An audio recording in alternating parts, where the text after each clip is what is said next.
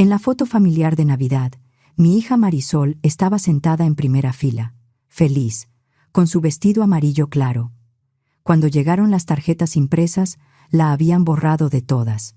No salió movida. No quedó tapada detrás de nadie. No fue un error de impresión. Alguien se tomó el trabajo de quitarla. Marisol tenía 6 años. Cuando vio la primera tarjeta, sonrió porque le encantaban las fotos. Le gustaba verse con sus primos, sentirse incluida, señalar su cara y decir, «Ahí estoy yo». Pero esa sonrisa se le fue borrando despacio, como si todavía estuviera tratando de entender lo que veía. Miró la foto con cuidado. Ahí estaban Natalia y Emiliano, los hijos de mi hermana Lorena, perfectamente peinados, con zapatos limpios y ropa combinada. Detrás estaban Lorena y su esposo Ramiro, posando como si la sala fuera un estudio. También estaban mis papás, Consuelo y Armando, con esas sonrisas tensas que usaban cuando querían fingir que todo estaba bien. Pero Marisol no estaba. «¿Dónde estoy yo?», preguntó con una vocecita que todavía me duele recordar. Me acerqué a ver la tarjeta. Sentí que se me cerraba el pecho. Ella había estado ahí ese día. Primera fila, vestido amarillo con florecitas, su manita agarrada de la mano de Natalia, porque le daba pena posar sola. «A lo mejor solo fue esta», murmuré, más para calmarla que porque lo creyera. Tomé otra tarjeta. Marisol tomó una también. Luego otra y otra. Su respiración empezó a cambiar. «Pero yo estaba ahí», dijo. Yo me senté adelante. Pasé tarjeta tras tarjeta, esperando encontrar una donde sí apareciera. Una sola. Una que hubiera escapado de esa crueldad. Pero todas eran iguales. Marisol había sido borrada como si nunca hubiera pertenecido a la familia. Durante unos segundos quise convencerme de que había sido un accidente. Tal vez la imprenta se equivocó. Tal vez mandaron el archivo incorrecto. Tal vez alguien no revisó. Entonces lo vi. El piso detrás de Natalia estaba repetido justo donde habían estado los zapatitos de Marisol. La sombra de la primera fila se estiraba raro. La mano de Natalia tenía un corte extraño, como si antes hubiera sostenido a alguien que ya no estaba. No fue accidente. Alguien pagó para quitarla. Marisol empezó a revisar más rápido, con las manos temblándole. «A lo mejor estoy escondida», susurró. «A lo mejor soy muy bajita, a lo mejor estoy atrás de alguien». Dejó caer las tarjetas sobre la mesa. Sus ojos se llenaron de lágrimas. «¿Por qué no salgo en ninguna?». La abracé contra mí y sentí cómo le temblaban los hombros. Tenía 6 años. A esa edad, nadie debería saber lo que se siente que te borren. Quise gritar. Quise romper esas tarjetas brillantes y aventárselas a Lorena en la cara. Quise exigirles que me explicaran cómo pudieron hacerle eso a una niña. Pero no grité. Si empezaba, no iba a poder parar. Del otro lado de la sala, mi mamá acomodó una tarjeta sobre el mueble como si nada hubiera pasado. «Los colores quedaron preciosos», dijo. «Este año sí se ve todo muy limpio». Mi mamá mandaba imprimir esas tarjetas cada diciembre para meterlas en los regalos, mandarlas al grupo familiar y repartirlas entre tías, primos y conocidos, como si fueran una prueba de que éramos una familia impecable. Minutos después, mientras yo seguía con una tarjeta en la mano, vibró mi celular. Era un mensaje en el grupo familiar de WhatsApp. «Lorena. Ahora sí. Se ve parejo. Parejo». Como si mi hija hubiera sido una mancha. Marisol se limpió la cara con la manga y miró alrededor, confundida. «Pero yo sí estaba», dijo con la voz quebrada. «¿Por qué ahora? ¿No estoy?». Nadie contestó. Mi papá carraspeó. «Solo queríamos que la foto se viera ordenada». Mi mamá suspiró, como si estuviera explicando algo obvio. «Lo hablamos. Tu papá, Lorena y yo. Estuvimos de acuerdo en que era mejor así. El vestido no combinaba. Se veía fuera de lugar. Arruinaba la foto. No es contra ella». A Marisol le tembló la boca. Sus mejillas se pusieron rojas. Pero yo estaba sonriendo. El silencio que siguió fue insoportable. La abracé más fuerte. La furia se me quedó adentro, fría y dura. No les di el espectáculo que seguramente esperaban. No les regalé mis gritos. Pero por dentro hice una promesa. Esa sería la última vez que borraban a mi hija. Las tarjetas seguían brillando bajo la luz del comedor. perfectas, limpias, falsas. Y yo entendí algo. Si no hacía nada, Marisol iba a crecer aprendiendo a desaparecer. A la mañana siguiente, mi mamá abrió una caja y se puso pálida. Pero para entender por qué ese paquete la dejó así, tengo que contar cómo llegamos hasta ahí. Lorena siempre fue la apuesta de mis papás. Yo fui la mano que resolvía todo. Empezó desde niñas, con cosas pequeñas. Ella tenía clases de piano. Yo tenía un trapeador en la mano. Ella iba a entrenamiento 3 veces por semana. Yo limpiaba la cocina. Cuando llegamos a la secundaria, la diferencia ya ni se escondía. Cuando a mi abuela Concepción, la mamá de mi papá, empezaron a fallarle las rodillas, a mí me llamaban. Verónica, ayúdala a subir. Verónica, fíjate que coma. Verónica, acompáñala al doctor. La excusa de Lorena siempre era la misma. Su agenda estaba llena. Claro que estaba llena. La agenda de Lorena era sagrada. La mía, en cambio, siempre estaba disponible. Una vez pregunté si podía entrar al taller de teatro de la escuela. Mi papá ni siquiera levantó la vista del periódico. Lorena ya tiene 3 actividades. ¿Quieres que gastemos en otra cosa más? Mi mamá sonrió de lado.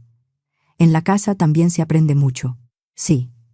Nada forma mejor a una niña que aprender a tallar manchas del piso mientras su hermana ensaya piano. Así fue mi infancia.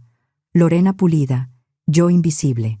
Cuando Lorena se casó con Ramiro, mis papás actuaron como si su inversión por fin hubiera dado frutos.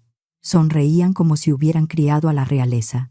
Le dieron a Lorena y Ramiro dinero para el enganche de su primera casa. Después les compraron muebles nuevos. Luego, cuando Lorena quiso cambiar la cocina, también ayudaron con la remodelación. Yo lo vi todo desde la orilla, callada, amargada y, para ser honesta, con un poco de risa por dentro. Mis papás se comportaban como si Lorena hubiera ganado una medalla olímpica solo por casarse. Así que cuando me enamoré a los 20 y tantos, pensé que tal vez, solo tal vez, me tratarían como algo más que una empleada con apellido familiar. Me equivoqué. Su nombre no importa. Digamos que fue el hombre que sabía desaparecer. Salimos un par de años. No estábamos casados, pero hablábamos de vivir juntos. Recuerdo haberme sentado en la mesa de la cocina, midiendo cada palabra, tratando de pedir ayuda sin sonar desesperada. No pedí un enganche, no pedí una casa, solo pedí un poco de apoyo con la renta. Lorena había recibido una casa. Yo pedía un departamento. «No lo necesitas», dijo mi mamá, seca. «Quédate aquí. Hay espacio. Espacio». Lo que en realidad quería decir era, «Quédate aquí.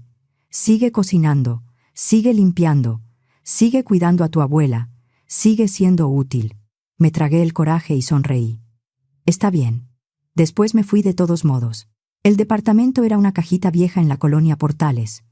No era barato. Era lo menos imposible. Apenas cabíamos los dos. La renta se llevaba casi la mitad de nuestros sueldos. Los muebles eran usados, crujían y ninguno combinaba. No teníamos casi nada. Pero por primera vez cerraba una puerta que era mía. Aún así, seguí regresando a casa. Una aprende a obedecer por costumbre. Iba a ver a mi abuela Concepción.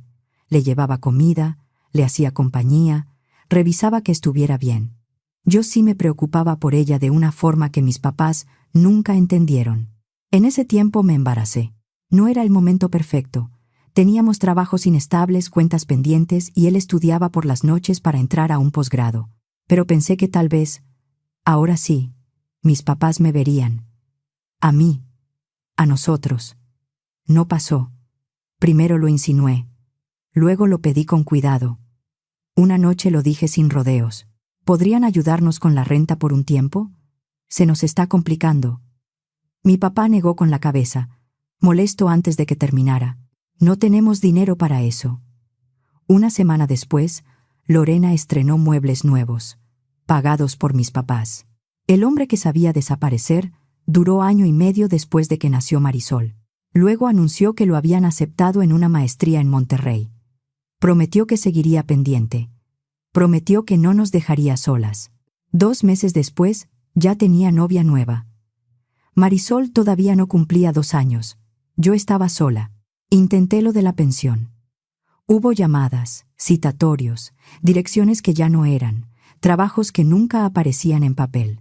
Cada trámite me costaba tiempo que no tenía y dinero que necesitaba para pañales, comida y transporte. No lo solté por gusto. Lo solté porque estaba sobreviviendo.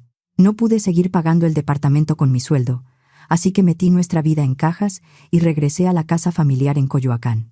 Todos decían, la casa de mis papás, pero en las escrituras seguía siendo de mi abuela Concepción. Ella había dejado vivir ahí a mi papá cuando se casó, y luego a mi mamá y después a todos nosotros. Como pasa en muchas familias, el favor se volvió costumbre y la costumbre se volvió derecho. Pensé que, por lo menos, tendría el consuelo de volver a mi cuarto de niña. También me equivoqué. El cuarto estaba remodelado. Pintura nueva. Cortinas nuevas. Juguetes acomodados en una esquina. El nombre de Emiliano en letras brillantes sobre la cama. El cuarto de mi sobrino. Emiliano ni siquiera vivía ahí. Solo iba de visita algunos fines de semana. Mi antiguo cuarto se había convertido en un santuario para el hijo de Lorena. El cuarto de infancia de Lorena seguía intacto. Igualito. Como cápsula del tiempo. ¿Y yo? A Marisol y a mí nos mandaron al cuarto de servicio de la azotea. Paredes viejas. Techo bajo. Una ventana que no cerraba bien. Frío en diciembre. Calor insoportable en mayo. Apenas espacio para 2 camas pegadas a la pared. Está bien, dijo mi mamá cuando protesté. Emiliano necesita su propio espacio cuando viene. Ustedes se acomodan arriba. Así que subí las cajas. Cada escalón me recordó lo mismo. Yo no pertenecía. Al principio Marisol era demasiado pequeña para entenderlo, pero los niños crecen rápido. A los 6 años, Marisol ya notaba todo. Emiliano tenía cuarto en casa de mis papás para cuando iba de visita. Lorena conservaba intacto su antiguo cuarto. Natalia y Emiliano tenían espacio de sobra en todos lados. Marisol no tenía ninguno. Una noche me preguntó bajito, ¿por qué yo duermo contigo? ¿Por qué no tengo mi cuarto? Le acaricié el cabello y le dije que era temporal. Mentí. La verdad era que no podía ahorrar lo suficiente para irme. Me cobraban comida, servicios, internet y hasta parte de las medicinas de mi abuela, como si vivir en el cuarto de servicio fuera un favor enorme. Intentaba guardar algo, pero nunca alcanzaba. Y cada vez que Marisol preguntaba por qué ella no tenía lo mismo que sus primos, la herida se hacía más profunda. La gente cree que la crueldad siempre grita. Gritos, portazos, platos rotos. Pero a veces la crueldad es más tranquila. Es pagarle la casa a una hija y negarle ayuda con la renta a la otra. Es poner el nombre brillante de un nieto en la puerta del cuarto donde tu hija debería dormir con su niña. Es decir, está bien, cuando te mandan al cuarto de servicio de la azotea. Ese silencio también lastima. Y yo lo sentía crecer, porque lo que empezó conmigo ahora iba contra Marisol. Y yo no iba a permitir que la borraran como me borraron a mí. Todavía no sabía cómo, pero algo tenía que romperse. Esa noche no pude dormir. Marisol por fin se quedó dormida junto a mí, abrazada a su conejo de peluche como si fuera lo único seguro que le quedaba.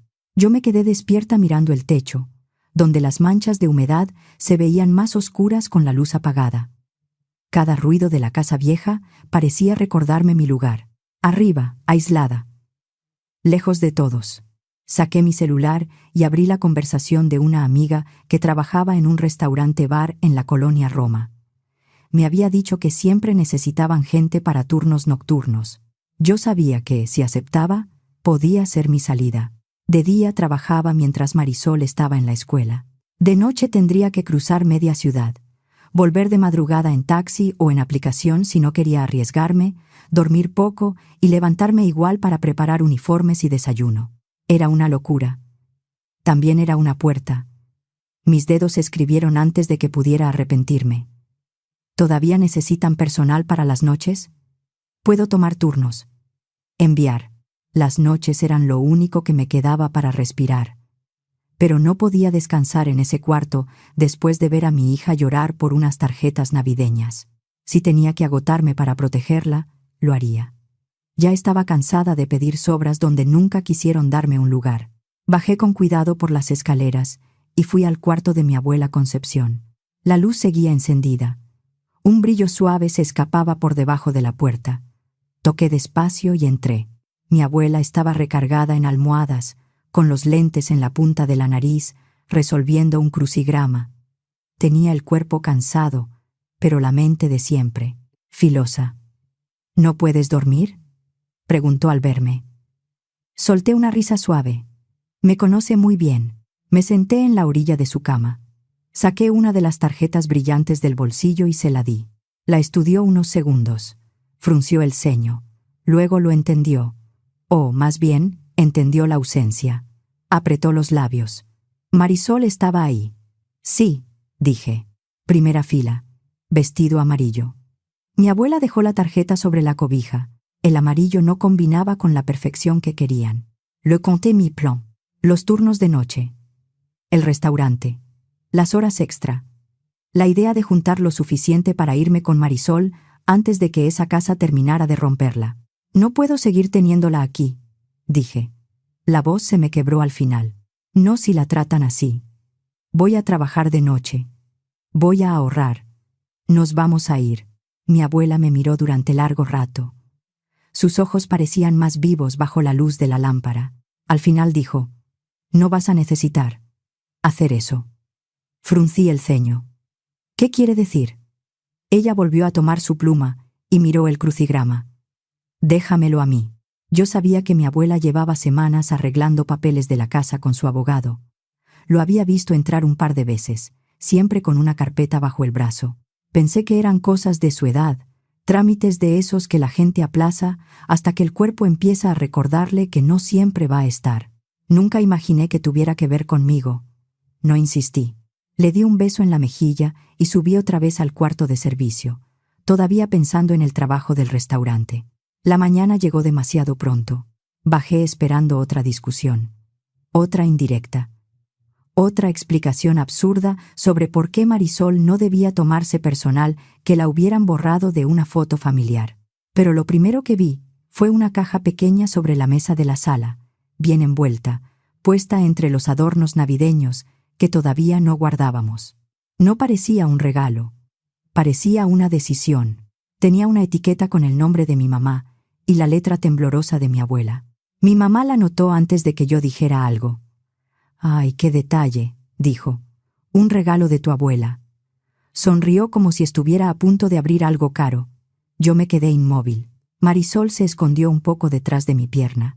Mi mamá quitó el listón con cuidado. Levantó la tapa. Su sonrisa se derrumbó. Sacó un paquete de papeles. Leyó la primera hoja, luego la segunda. Se quedó quieta. El color se le fue de la cara. «¿Qué es esto?», dijo entre dientes. Luego levantó la voz. «¿Qué es esto? ¿Es una broma?». Mi papá se acercó para leer por encima de su hombro. Se le abrió la boca. Yo me incliné un poco, con el corazón golpeándome el pecho. Antes de que alguien pudiera hablar, crujió el pasillo. Mi abuela Concepción entró despacio, apoyada en su bastón. A su lado venía el abogado que yo había visto acompañándola a varios trámites. Mi abuela no levantó la voz. No le hacía falta. «No es una broma», dijo con calma. «Esta casa es mía. Mientras yo viva, decido quién vive aquí y quién no. Estos papeles son una notificación formal para que empiecen a desocupar el inmueble. Y también modifiqué mi testamento ante notario». La sala se quedó congelada. Mi mamá parpadeó como si no entendiera el idioma. Mi papá miraba los papeles como si fueran a desaparecer si no los tocaba. Marisol me apretó la mano tan fuerte que me dolió. Yo no podía moverme. Entonces mi abuela terminó de hablar. «Cuando yo falte, esta casa será para Verónica y para Marisol. Armando, tú no vas a recibirla, y Consuelo tampoco va a decidir sobre ella». Nadie habló. Ni siquiera mi mamá, que siempre tenía algo que decir. Después empezó a balbucear. «No puedes hacer esto. No estás pensando bien. Esto es absurdo». Mi papá intentó otro camino, más suave, más calculado. «Mamá, piensa en lo que estás diciendo. Piensa en la familia». Mi abuela no parpadeó. «Estoy pensando en la familia. Estoy pensando en la niña, que ustedes quisieron borrar». El abogado aclaró la garganta. La señora Concepción firmó ante notario. Yo estuve presente como abogado, no Verónica. también dejó constancia de que estaba lúcida y libre de presión. Juro que vi a mi papá perder fuerza en las piernas. ¿Y yo? No sabía si reír o llorar. Después de tantos años de ser invisible, de dormir en cuartos que nadie quería, de callarme para no incomodar, no fui yo quien por fin habló lo bastante claro para ser escuchada. Fue mi abuela. Y me había elegido. A mí. Miré a Marisol. Seguía agarrada de mi mano, pálida y asustada. Pero por primera vez en días vi algo distinto en su cara. Esperanza. La discusión volvió a crecer. Mi mamá caminaba de un lado a otro. Mi papá murmuraba. Los dos lanzaban acusaciones como si con eso pudieran deshacer los papeles. Verónica te manipuló. Te metió ideas en la cabeza. Esto no lo decidiste tú. Mi abuela soltó una risa seca, sin alegría. La única manipulación aquí es la que ustedes hicieron toda la vida. Mi mamá cerró la boca. Mi papá se sentó pesado en una silla, como si el aire se le hubiera acabado. Mi abuela miró la tarjeta navideña que seguía sobre la mesa. No crean que decidí esto por una foto, dijo. Lo de la foto fue lo último. Pero yo llevo años viendo cómo tratan a Verónica. Y ahora se atrevieron con Marisol. Marisol se pegó a mí y susurró. ¿Qué está pasando? Le besé el cabello. Algo bueno, murmuré. Por fin, algo bueno. No sabía qué vendría después. ¿Lo pelearían legalmente? ¿Inventarían más cosas? ¿Tratarían de recuperar el control? Seguramente. Pero en ese instante algo había cambiado. La casa quedó en silencio después de la sorpresa de mi abuela. Demasiado silencio. No hubo gritos, no hubo portazos, no hubo escenas. Solo ese silencio pesado de la gente que no acepta perder. Mis papás casi no me miraban. Mi papá se ocupaba en el jardín, cortando ramas que no necesitaban corte. Mi mamá lavaba platos con más fuerza de la necesaria. Cada golpe de la vajilla contra el fregadero era su manera de gritar sin abrir la boca. Marisol lo notó. Una noche, en nuestro cuarto de la azotea, me preguntó en la oscuridad. ¿Ya se acabó? Quise decirle que sí. Quise mentirle. En lugar de eso, le besé la frente. Todavía no. Porque yo conocía a mi familia. Con ellos, el silencio nunca era descanso. Era preparación. Llegó 3 mañanas después. Tocaron la puerta. Un golpe firme. Oficial. Se me apretó el estómago. Marisol buscó mi mano de inmediato. Mi mamá llegó primero a la entrada. Su voz cambió en segundos, dulce, preocupada, casi teatral. Oficiales, muchas gracias por venir. Ahí estaban. 2 policías y una trabajadora social del área de atención a personas mayores, con carpeta e identificación. Sentí que el piso se me movía. El policía más alto habló con tono serio.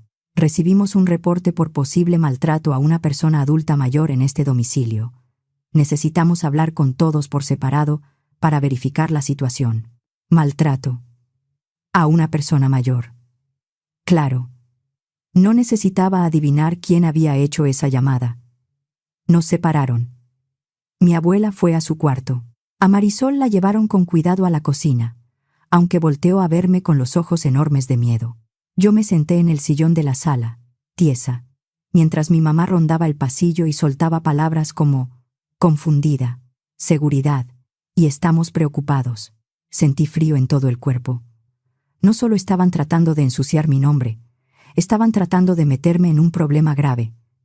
Pensé en Marisol. Si me acusan de algo, ¿qué pasa con ella? ¿Quién se la lleva? Ellos no.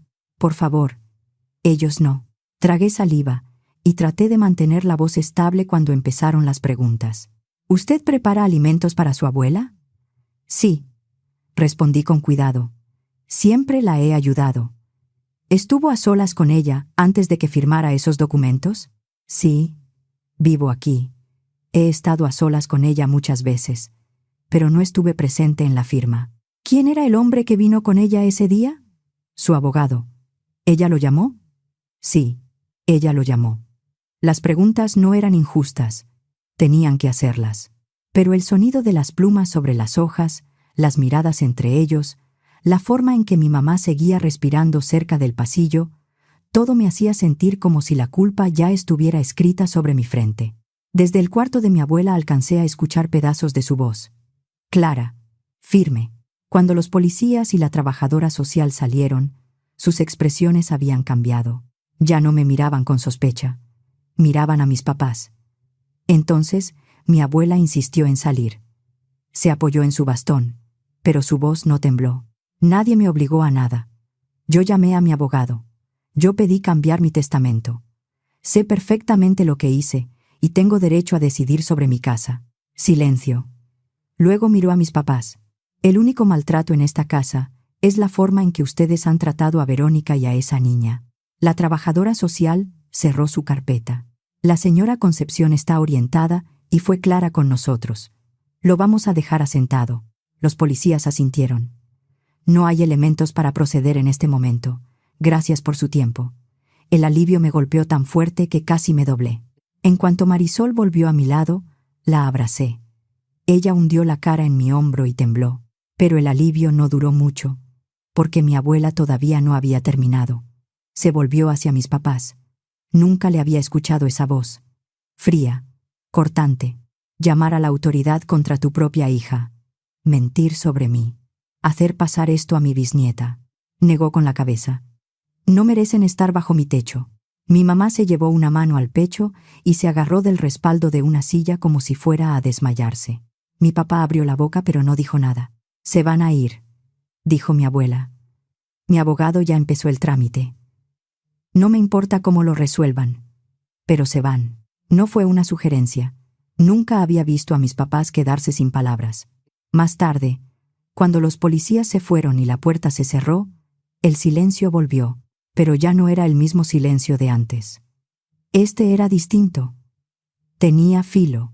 Mis papás estaban rígidos en la mesa, pálidos, con los ojos moviéndose de mí a mi abuela como si no supieran a quién odiar más. Marisol se acercó a mí. ¿Ahora sí estamos bien?, susurró. Le besé el cabello. Sí, dije. Y por primera vez. Lo creí. No sabía exactamente qué pasaría después. ¿Pelearían? ¿Impugnarían el testamento? ¿Inventarían más mentiras? Probablemente. Pero ya no tenían el control. Su intento de borrarme había fallado. Su intento de borrar a Marisol se les había regresado. Y por primera vez, la foto ya no la decidían ellos. Una semana después, el silencio se rompió. No con gritos, no con portazos, con amenazas. Mis papás me acorralaron en la cocina cuando mi abuela estaba descansando. Mi mamá hablaba en voz baja, pero cada palabra venía cargada de veneno. «Te vas a arrepentir». Mi papá se acercó un poco más. «Vamos a hacer que te quiten a Marisol. ¿Crees que estás segura? No lo estás». No me moví. Pero Marisol escuchó. Estaba sentada en las escaleras, abrazando su conejo de peluche, con los ojos abiertos de miedo. Eso fue lo último que faltaba. Mi abuela llamó a su abogado esa misma tarde. Fuimos a levantar el reporte y a dejar asentadas las amenazas. El abogado nos acompañó al Ministerio Público. Yo no quería volver a contar todo, pero lo hice. Concepción también habló. Dijo que temía por mí, por Marisol y por ella misma dentro de su propia casa. Al día siguiente, con las medidas de protección solicitadas, 2 policías estaban en la entrada mientras mis papás metían ropa en maletas. No fue el trámite de la casa lo que los sacó esa tarde. Eso seguiría su camino. Fueron las amenazas y las medidas para que no se acercaran a nosotras. No fue una escena de película. No hubo empujones, no hubo arrastres, no hubo gritos enormes. Solo cierres de maletas, pasos pesados y el sonido seco de una carpeta cuando el abogado les explicó que, mientras estuvieran vigentes las medidas, no podían intimidarnos, acercarse a mí ni a Marisol, ni permanecer en el mismo domicilio como si nada hubiera pasado. «Tendrán que buscar otro lugar», dijo mi abuela con voz helada. «Y van a dejar en paz a Verónica y a Marisol». Mis papás salieron con presencia policial. Esa noche, Marisol durmió sin despertarse. La primera noche sin ellos en la casa fue la primera noche completa que durmió en semanas. Pasaron 6 meses. En las familias, los rumores caminan rápido. En la mía, corrían. Una prima me llamó un día, hablando casi en secreto, como si me estuviera contando algo prohibido. «Tus papás le pidieron ayuda a Lorena». Casi se me cae el teléfono. «Claro que sí. Lorena. La hija perfecta. La hija en la que habían puesto todo: la casa, los muebles, la remodelación, la atención, la paciencia, el dinero, la fe. ¿Y qué dijo?, pregunté. Mi prima bajó la voz. Que no era buen momento, que andaban apretados. Apretados, después de todo lo que le dieron. Cuando ellos se quedaron sin la casa que daban por segura, Lorena de pronto no podía ayudarlos. No debí reírme, pero me reí. Para fin de mes, los rumores crecieron. Alguien los vio pidiendo apoyo temporal. Después, alguien más dijo que estaban rentando un cuarto incómodo, lejos de la vida que les gustaba presumir. No fui a comprobarlo, no me hacía falta. Cuando necesitaron a Lorena, tampoco hubo lugar para ellos. Mientras tanto, Marisol y yo vivimos abajo con mi abuela Concepción. Marisol tiene su propio cuarto. Es pequeño, pero es suyo. Lo pintamos de amarillo suave, el mismo color del vestido que quisieron borrar. Cada noche pega dibujos nuevos en la pared. Casas con ventanas grandes, niñas tomadas de la mano, una abuela con bastón sonriendo bajo un sol enorme. En las mañanas, veo a mi abuela mirar a Marisol durante el desayuno como si fuera la niña más importante del mundo. No somos ricas. No vivimos con lujos. No tenemos una familia perfecta para presumir en una tarjeta navideña. Pero por primera vez estamos seguras. Por primera vez, somos una familia de verdad. Yo entendí algo esa mañana, viendo a Marisol buscarse en una foto donde otros decidieron que estorbaba. En una familia también te pueden borrar sin levantar la voz. Te borran cuando hacen espacio para unos y a otros los mandan arriba. Cuando a una niña le dicen que no combina. Cuando convierten la costumbre en obligación y la obligación en culpa. Durante años pensé que aguantar era mantener la paz. Que si no reclamaba, si ayudaba, si pagaba, si sonreía, algún día me iban a mirar distinto. Pero lo que pasó con Marisol me dejó claro que hay silencios que no son paciencia, son permiso. Y yo ya había permitido demasiado. Poner un límite no arregla toda la historia. No vuelve justos a quienes nunca quisieron serlo. Pero sí marca una puerta. De este lado, mi hija existe. De este lado, nadie tiene derecho a desaparecerla para que la foto se vea más bonita.